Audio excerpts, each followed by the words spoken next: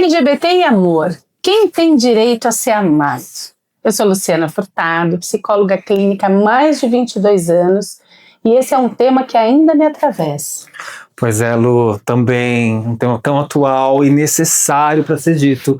Olá, pessoal, eu sou Matheus Amaral, psicólogo clínico, atendo crianças, adolescentes, casais.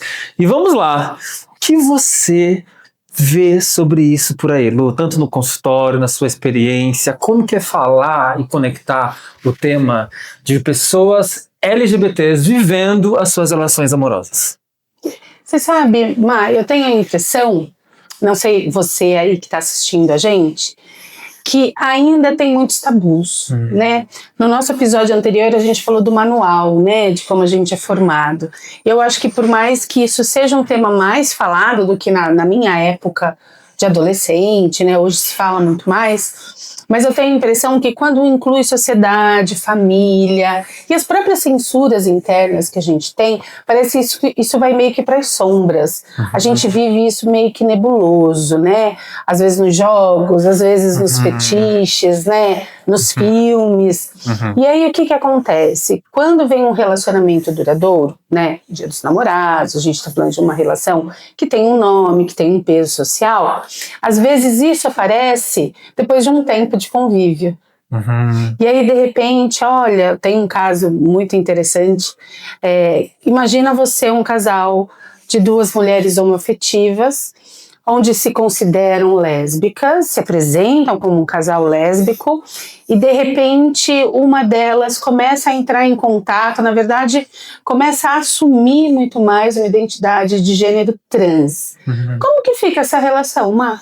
E você? De repente, eu sou lésbica, tenho minha parceira, e de repente essa minha parceira se apresenta como um homem trans.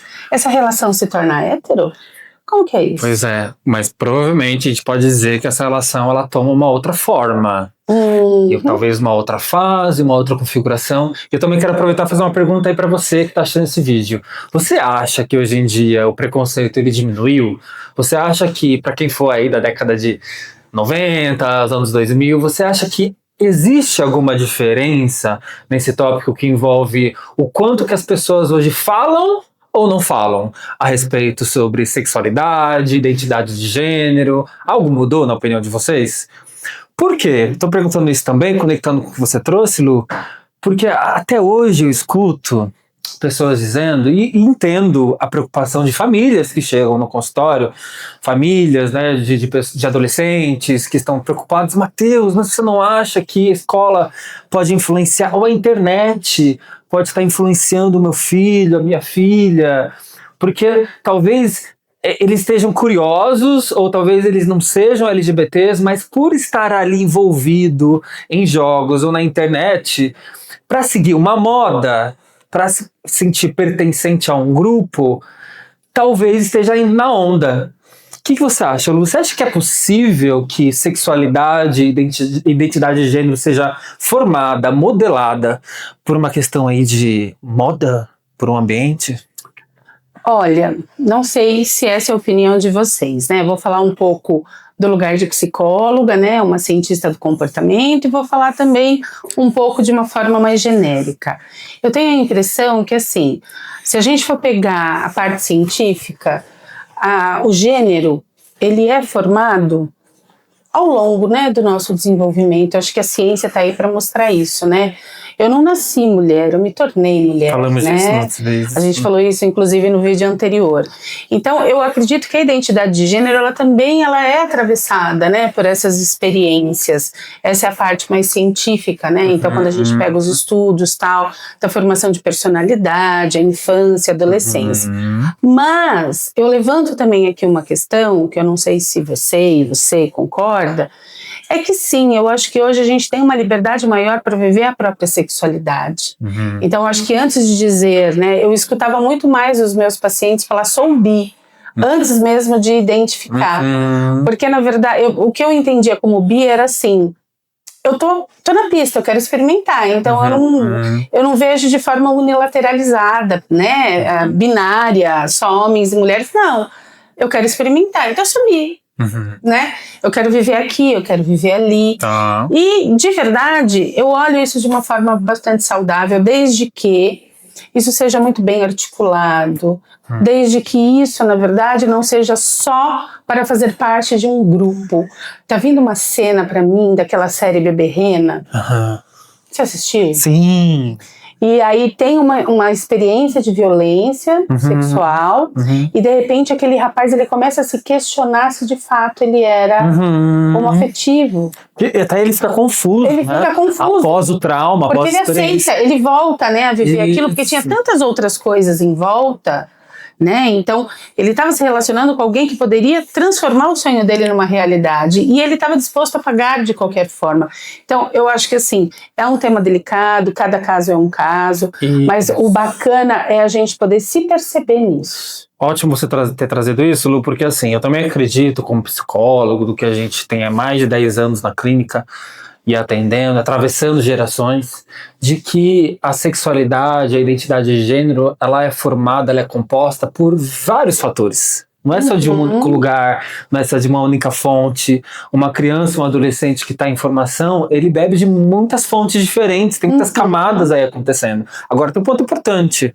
Eu acredito que até hoje a gente tem um paradigma, a gente tem um mito de que se falar de alguns temas vai influenciar o comportamento do outro. E não é só sobre a questão da sexualidade.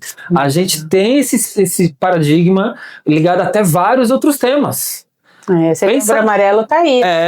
Pensa aí você de casa, pensa aí se você já sentiu isso de que, opa, tem tais categorias, tais assuntos que não parecem, quando vem uma novela, um filme com uma cena, todo mundo fica mudo, não pode ser dito, porque as pessoas têm aí uma fantasia de que se for falar de alguns temas, vai influenciar. Vai despertar, vai aguçar. Só que aí vou dizer uma coisa pra vocês, pelo menos na minha prática, a Lu pode dizer da prática dela, eu vejo exatamente o contrário. Eu vejo o movimento de que o não falar, nos espaços educativos, inclusive, tá? Não poder falar, circular, sobre falar das opiniões, as vivências do seu pai, do seu avô, atravessar as gerações, falar de preconceito, falar de discriminação dentro de casa. O não falar e não tornar um processo até reflexivo e educativo, inclusive sobre sexualidade e gênero, isso acaba aguçando muito mais, porque gera uma lacuna, gera um espaço ali, um buraco. Na minha prática clínica, eu vejo que aí os jovens, que eu vejo nos relatos deles no consultório, tá? Os jovens procuram essas informações e muitas vezes informações distorcidas ou carregadas já de um viés, porque eles sentem a necessidade, como qualquer um de nós, como você de casa, como eu, se sentir pertencente a algo. Então, se no seu dia a dia ninguém toca no assunto, e é tudo, tá, gente? É corpo, é a questão de uma pessoa um pouco mais gordinha, um pouquinho mais... Ninguém falar sobre esses temas ligados até à autoestima desse jovem, ele vai procurar referências em algum lugar. E aí o que eu vejo muito é nos jogos, nos animes, sabe assim, como se fosse um fôlego pra eles. Como não tenho ninguém falando disso, eu vou assistir num anime, eu vou assistir num jogo, vou poder colocar um avatar, vou criar uma persona, um nome diferente, e eu vou viver quem eu construí, quem eu desenhei, sem ninguém saber. E veja, eu acho que falar sobre sexualidade, por isso que eu digo, ainda é um tabu, na minha opinião, né? Tanto é que se a gente parar para pensar, as escolas até estimulam as relações, né? Mas não sei até onde existe uma estimulação de relações que não sejam normativas, né, entre homens e mulheres. Então, falar sobre amor, falar sobre relacionamento, precisa ser atravessado por gêneros também, né? Porque hoje, como diria o nosso Lulu Santos, né, existem muitas formas de amor. E aí a gente pode até trazer uma pimenta aqui para essa nossa conversa, né? A gente tem, gente, olha aqui, ó, olha lá, uma luzema aqui, né? Porque a gente quer trazer um tema um pouco sensível, mas que eu acho que é importante e cabe aqui, quando a gente fala que existem diversas formas da gente viver, inclusive, o amor, né, sentir o amor, é quando, de repente, um casal entra em contato com essa intimidade que é também atravessada pelos fetiches, né? Então, a gente rapidamente, antes de preparar esse vídeo aqui para vocês, a gente fez uma pesquisa rápida, porque eu lembrava na minha época de faculdade, gente, sou formada há mais de 22 anos, né? De que em algum momento a homossexualidade, que sai do DSM com esse termo em 85, né? Então ela deixa de ser uma doença, deixa de ser um transtorno aí, né? Da saúde mental. E em 99 ela é aceita, né? Na psicologia como uma condição humana. E não mais como um transtorno. Não mais como um transtorno também. O fetiche também é uma forma da gente entrar em contato, né, com quem a gente é. Então, foi-se o tempo que a homossexualidade era algo talvez perverso, doentio, e hoje ela é uma forma de amar, ela é uma forma de se relacionar. Então, falando de fetiches, Mar, né? Como que é isso pro casal, né? A gente tá falando de relacionamentos diferentes. E a gente tá falando sobre tabu também, né? Porque isso acaba se transformando de alguma maneira em barreiras. Em barreiras da comunicação, em barreiras da própria identidade, do próprio ser, de maneira geral, tá? Não só no gênero. E quando a gente fala de fetiche, a gente estava conversando aqui nos bastidores, que assim como individualmente nós somos mutáveis, né, no sentido de que nos transformamos, quer dizer, o que eu sei sobre mim hoje, no campo dos prazeres, no campo da forma que eu me conecto com o outro, fisicamente, afetivamente. Relacional. O que eu sei sobre mim hoje, daqui um ano, daqui a algum tempo, daqui uma semana, pode mudar. E aí, já que individualmente são mutáveis, você imagina a proporção disso numa relação 2 ou a 3, enfim, numa relação poliamorosa, no sentido de que eu vou precisar atualizar o outro, dar notícias pro outro sobre como eu quero ser, como que eu quero ser tocado, como que eu quero ser conectado. Só que aí, muitas vezes, pelo tabu e pelas barreiras que existem sociais, culturais, muitas coisas não são ditas. Exato. E aí algumas... E ficam nas sombras, né? Ficam margeando a relação. E isso muitas vezes pode trazer questões até difíceis que a gente acompanha no dia a dia clínico, que são questões do tipo, se o meu par assiste pornô e é um pornô diferente, isso é traição, isso é infidelidade, né? Porque fica margeando, como o Matheus trouxe, né? Aquilo que não é dito, de alguma forma é expresso, né? Ele escapa. Então, o fetiche, né, aqui que a gente está trazendo, ele é uma linguagem de amor e que precisa ter abertura nas relações, assim como, de repente, eu trouxe o exemplo do casal de lésbicas, né, onde uma precisa informar a parceira de que, olha, a partir de agora eu gostaria que você me chamasse de tal nome, a partir de agora a nossa relação ela vai passar por algumas transformações, isso precisa ser dialogado, isso precisa ser trazido, né? Não simplesmente exposto, olha, gosto disso, olha, peguei você assistindo um filme pornô e onde já se viu você gostar de sexo a 3? Né? Isso nunca foi falado? Nunca foi falado, mas de fato eu tenho fantasias com isso. E isso ser construído na relação. Me parece que, não sei se você já analisou isso, Lu, mas me parece que o espaço da terapia, inclusive terapia de casal, passa a ser quase que um único espaço. Talvez não único, né? Eu sei que às vezes o casal tem espaço ali até da religião, espaço de rede para poder falar da relação de um jeito mais profundo, mas esse aspecto de que, nossa, como a gente precisa ter um canal de comunicação mais íntimo, onde a gente vai tirar debaixo do tapete mesmo algumas coisas que estão acontecendo e às vezes no dia a dia não se tem a coragem para se deixar, né, para se permitir falar. Então isso acaba acontecendo mesmo. Mas voltando um pouco na questão da vivência LGBT, quero também trazer mais alguns recortes. A Lu falou, claro, né, esse símbolo das algemas, pode ter esse símbolo enquanto fetiche, os prazeres, né, nesse campo mais da intimidade, mas ele também tem um significado, trazendo um pouco essa alusão do aprisionamento, né? Do aprisionamento. Lá no primeiro episódio, eu usei o termo com vocês, dizendo sobre relações que ainda são marginalizadas. E eu vejo isso acontecer, né? Quando a gente fala da comunidade LGBT, infelizmente, muitas relações ainda são marginalizadas. Ainda existem correntes, existem prisões.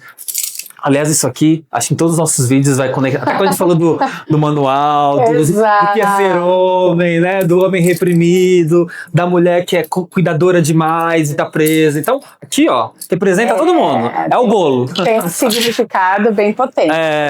Por isso que tudo vai depender de como a gente vê, né, o objeto, né? Essa algema, para alguns que estão vendo aí, para você, pode ser um fetiche, para outros pode estar. A gente está falando de amor, de relacionamento.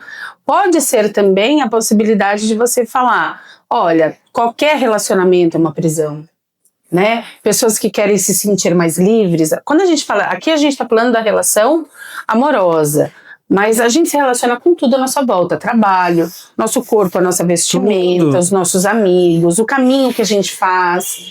Então, às vezes a gente pode também estar se comunicando com você que não acredita nas relações, porque exatamente aprisiona, faz com que você não consiga ser íntegro, inteiro, verdadeiro, tenha que performar papéis. E isso também atravessa muito a questão das relações LGBTs, porque assim, eu lembro de pacientes, por exemplo, gays, que falavam, né, houve um tempo onde eu só me relacionava, por exemplo, com homens casados.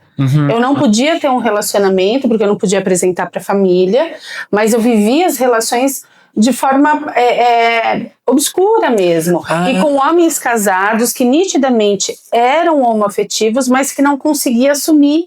Então eram casados, tinham filhos, e como eles viviam essa sexualidade? Saindo com homens mais jovens, solteiros, que também não conseguiam se relacionar, porque ainda era um tabuzão, mas viviam a sexualidade, viviam o prazer da sexualidade, mas de maneira muito obscura, muito margeada. E muito ligado a alguns padrões, né? Acaba se enraizando, acaba se enraizando alguns padrões de comportamento. Aliás, bem interessante isso que você disse, porque até hoje eu vejo ainda de que como nesses espaços das relações físicas, família, escola, né, um adolescente começa a ter notícias de si, né, a sentir seu próprio corpo, a sentir os próprios estímulos, enfim. E aí, como ele não consegue circular, falar disso em todos os ambientes, a gente estava dizendo, tem crescido muito, pelo menos eu vejo muito no consultório, relações amorosas, afetivas e amorosas, aí nas plataformas online. Então, especificamente agora, gente, eu tô falando sobre redes sociais, né, adolescentes ou jovens adultos, porque como muitas vezes é reprimido, é escondido, e já há alguns anos, né, essa questão da diversidade sexual, diversidade de gênero, acaba indo pro online. E aí vai costurar, talvez com o nosso primeiro tema, sobre relações idealizadas. Olha como é um grande bolo isso, gente. Sim. Por isso que faz parte dessa série, a gente tá conectando tudo isso. E lembrando, pessoal, dia 27/6, sábado, teremos o Psicine Club aqui na Psicoself, onde a gente vai apresentar um filme polêmico, Donzela. Nós vamos assistir esse filme e vamos abrir a pauta através de uma roda de conversa que serve para você que é profissional da área da saúde, educador, para você que se interessa por essa pauta e que queira mergulhar um pouco nesse universo relacional. A gente quer expandir um pouco essa temática, né?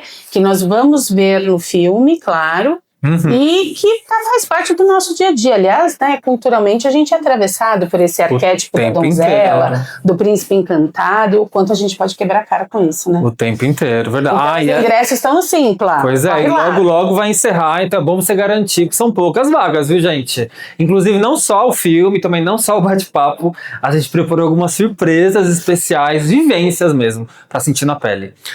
E também tem um detalhe.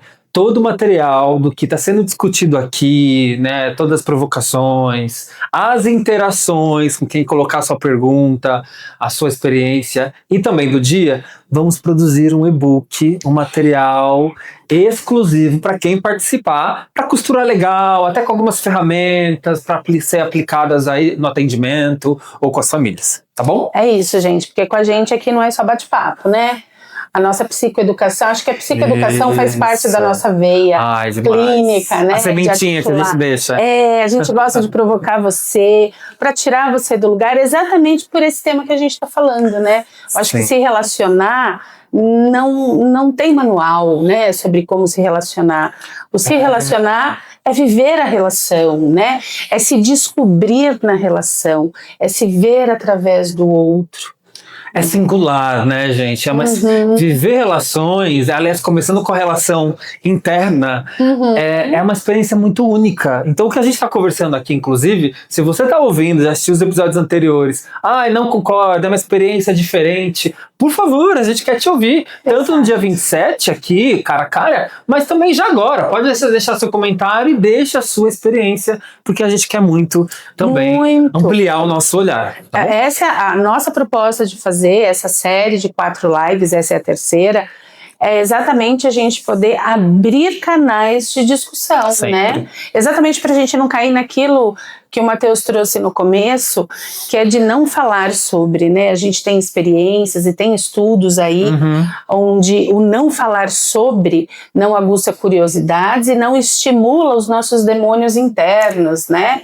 Gente, aquilo que é nosso, aquilo que está aqui, encontra formas de se manifestar. Então, que seja de forma organizada, que a gente possa entrar em contato com o nosso lado sombrio, o nosso dark side, seja nas relações, seja nos fetiches, que seja levantando uma bandeira onde quero me sentir mais livre na minha relação, uma relação de repente que tem violência, né? A gente poder se sentir livre de poder sair da relação, a gente vai precisar entrar em contato com os nossos medos, as nossas inseguranças, com esse manual que a gente falou, que nos compõe. Então, assim, o nosso papel aqui é cutucar vocês mesmo. E olha, até em tempos de polarização, não tem como a gente ignorar, eu acredito, Lu, que até para viver um viés mais conservador, mais tradicional, precisa se conhecer. Com certeza. Precisa se analisar.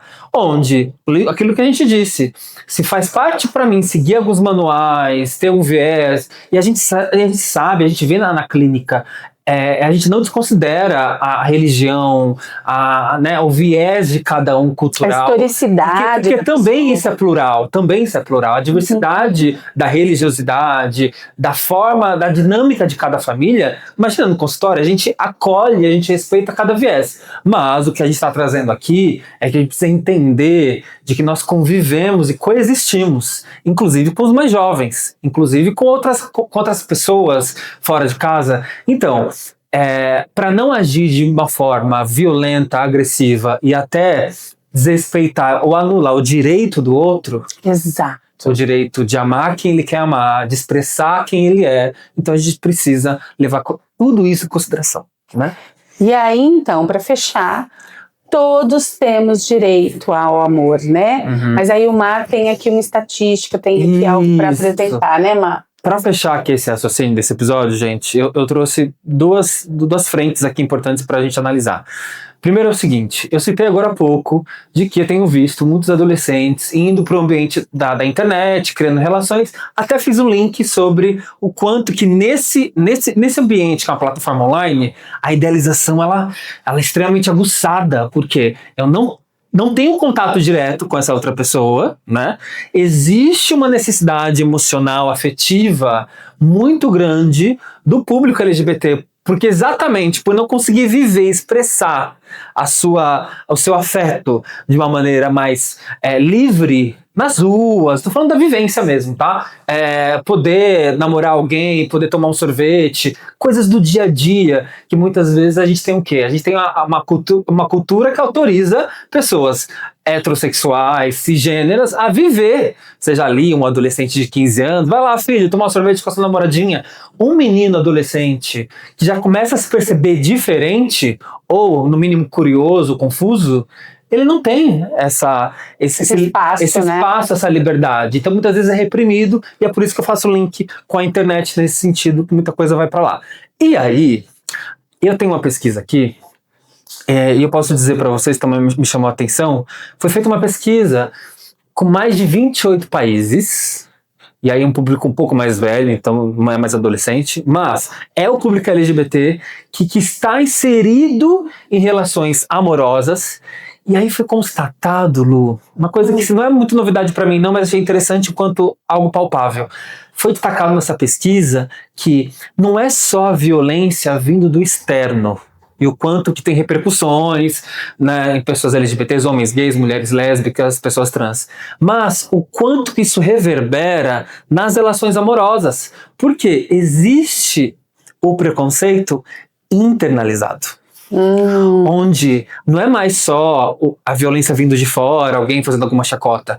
É o quanto que existe uma repercussão, uma consequência mental e psicológica no momento em que esses indivíduos passam a ter que ficar em vigilância. E vigilância constante, sabe? Se esconder.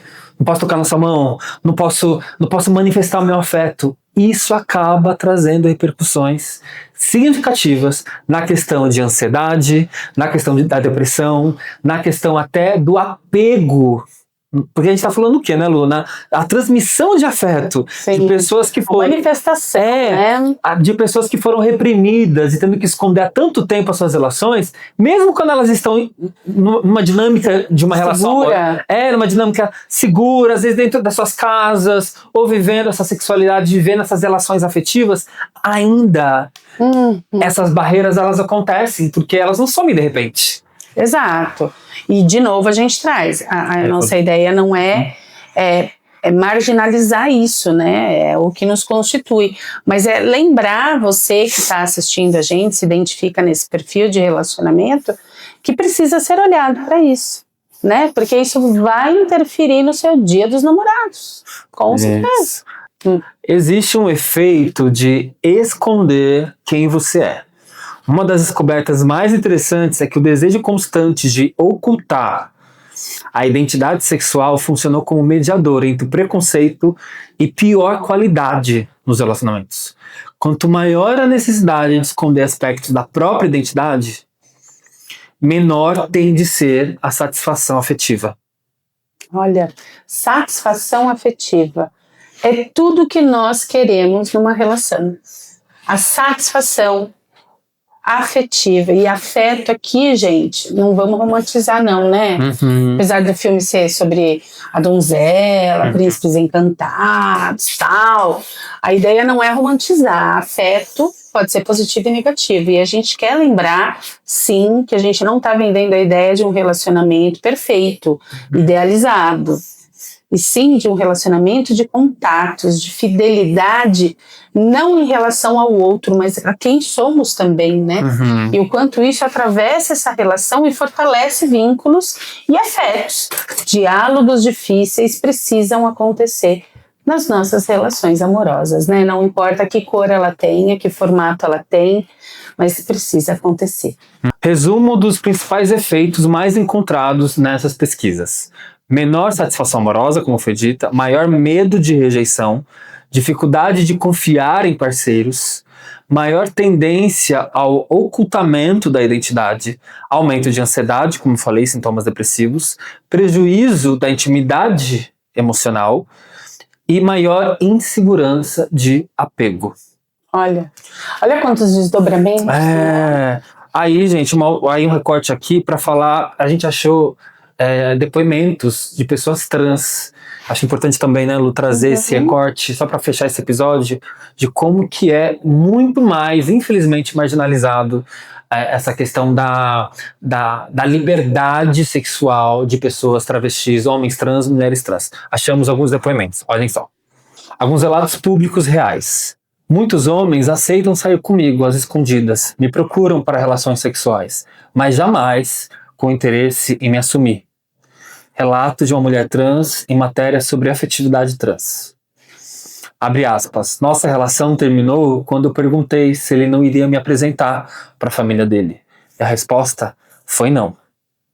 Isso tudo na mesma reportagem. Outro relato público brasileiro de pessoas trans. Abre aspas. Namorar sendo uma pessoa trans pode ser difícil. Um namoro meu acabou quando eu transicionei.